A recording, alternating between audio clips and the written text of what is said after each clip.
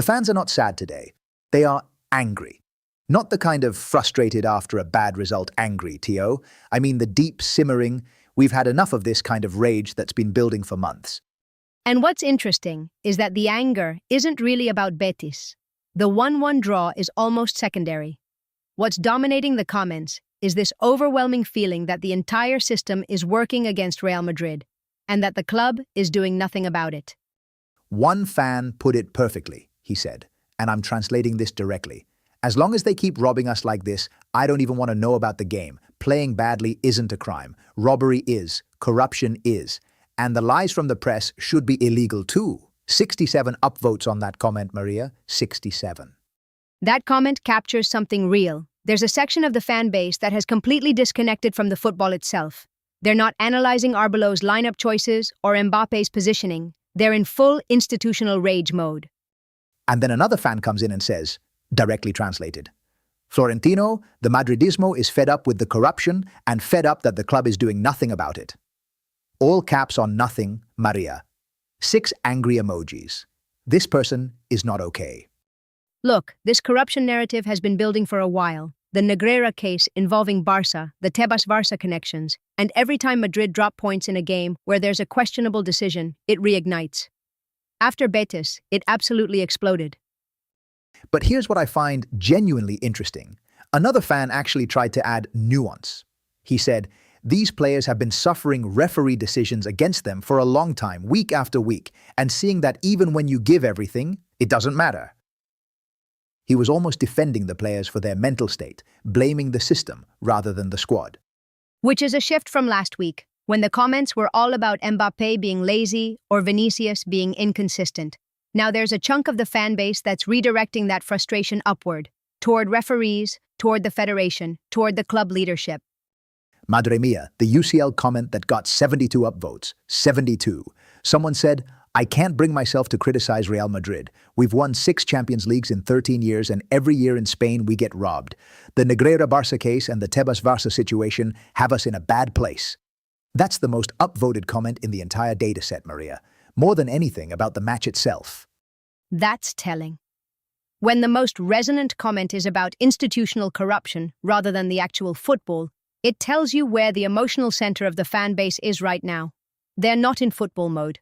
They're in siege mentality mode. And honestly, after a draw at Betis where you concede in the 94th minute off a substitute's assist, I get it.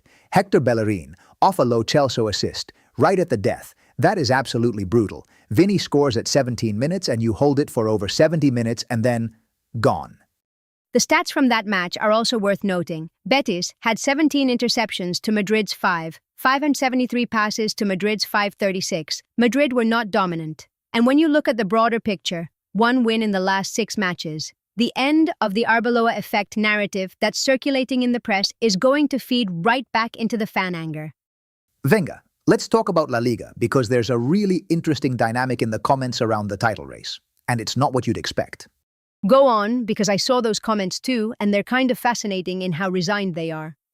Someone came in and said, translated, 11 points behind Madrid, 20-something behind Atletico. No doubt the best in this league and the last one, and next season we'll see.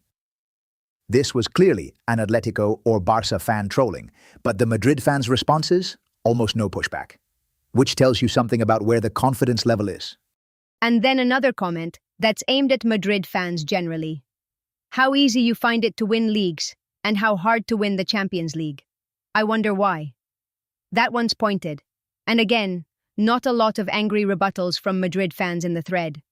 Because the honest answer is that this season has been a disaster in Europe, and the league title is gone. Barça are apparently already celebrating in their dressing room, according to reports. And the fan base knows it. There's nothing to argue with. Someone even dropped a sarcastic half the league in the pocket, referring to the old accusation that Madrid buy their way through La Liga. And the vibe in those comments is just exhausted sarcasm all around, from every direction. Which brings me to Mbappé, because there's a news item circulating that I think is going to absolutely detonate in the comments over the next 24 hours. Marca running a piece titled, Mbappé is hurt and fed up. And Tio, that is going to get the fans going. We declared the Mbappé project dead in yesterday's episode, and the fan sentiment today is basically confirming that verdict. What's new is this framing of him being psychologically damaged, touched, as the piece puts it, which shifts the conversation from "he's not good enough" to "this environment has broken him." And I don't know which narrative is worse for the club, honestly. If Mbappé isn't good enough, you rebuild around someone else. If the club's environment, the pressure, the media, the fan hostility, is breaking a generational talent, that's a much deeper problem. What's notable is that in today's comments, Mbappé didn't come up much organically. The fans have almost moved past him as a topic and landed on the systemic issues, the referees, the federation, Florentino's silence. Mbappé is almost a symptom at this point, rather than the disease. He came off at 81 minutes against Betis for Gonzalo Garcia, by the way, which in itself is a statement. When you're subbing your €200 million signing for a Castilla product with 9 minutes left, something has gone very wrong somewhere. The Espanyol match is a week away, May 3rd, so there's time for the dust to settle and the conversations to evolve. But right now, the fan base isn't in preview mode. They're in reckoning mode. Reckoning mode. That's exactly it. And what I keep coming back to is that 72 upvote comment, "I can't bring myself to criticize Real Madrid." There's something almost protective in that, que barbaridad. Even in the middle of all this chaos, the core Madridismo is circling the wagons. That's always been the paradox of this fan base. They'll tear each other apart over Mbappé versus Vinicius. They'll scream at Arbeloa. They'll demand Florentino do something. But the moment an outsider piles on, suddenly it's 6 champions in 13 years. We're fine, actually. Hala Madrid. That's it for today. We'll be back tomorrow morning as always. The Espanyol match is 7 days out, so tomorrow we'll see how the fan mood has evolved overnight. Something tells me the referee corruption conversation isn't going anywhere. It never does. Until tomorrow, stay loud, Madridistas.